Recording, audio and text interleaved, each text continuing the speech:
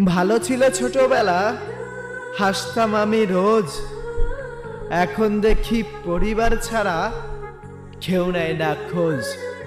একসাথে করেছি school college সব পার, স্কুলের শেষ দিনটা পরে কেউ খোঁজ নেয় না আর। সব থেকে সুন্দরী নজর কাড়া মেয়েটিও আজ অন্যের ঘরের ঘরণী। জীবনে হাজারটা সুন্দর ছেলেকে রিজেক্ট করার পরে এখন ভাবছে কতই না সুন্দর ছিল সেই জীবনটি।